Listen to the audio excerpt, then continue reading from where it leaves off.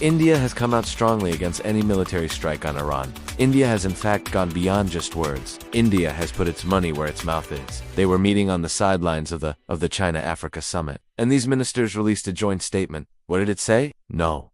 1. India's long-standing relationship with Russia. India has always had good ties with Moscow. India has deep cultural and historical ties with the region. But India's position on the Israel war is rooted in its long-standing relationship with Russia and its deep ties with West Asia. Delhi has refused to take sides and is pushing for peace. A lot of Indians, in fact, have ancestral roots in West Asia. And today, West Asia is a very important strategic and economic region for India. A lot of Indian businesses have a presence there. Let me show you some figures. In 2022, India's trade with West Asian countries was worth $119 billion. The UAE is among India's top trading partners. So is Saudi Arabia. And remember, both countries are part of the BRICS grouping. So, India has a lot to lose if there is a war in Iran. It will affect Indian businesses, the oil supply chains, the whole geopolitical situation of the region. So, naturally, India is against a war on Iran. In fact, during the Cold War, India was one of the few countries that did not side with either the US or the Soviet Union.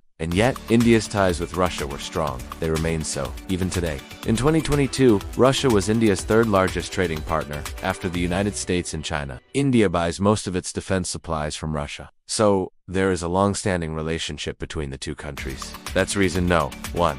It said the use of force against Iran would be viewed seriously by the group. It would undermine regional stability and security. This is as clear a message as any. It is a message of peace, a message against war, and India is a part of this grouping. So, India's position is also clear. India does not want war. India has consistently advocated peace talks. India has backed the BRICS position. Now, you know what BRICS is. It's a grouping of leading emerging economies. Brazil, Russia, India, China, and South Africa. These are the founding members. There are 5 new members now. Argentina, Egypt, Ethiopia, Iran, and the UAE. They all make up the BRICS. And BRICS is more than a grouping. It's almost like a mini UN, a sort of parallel world order. The BRICS nations are hoping to increase their sway in the global order, their share in the global order. At present, they account for 40% of the global population, 24% of global GDP, and 16% of global trade. The combined figure is around $33 trillion.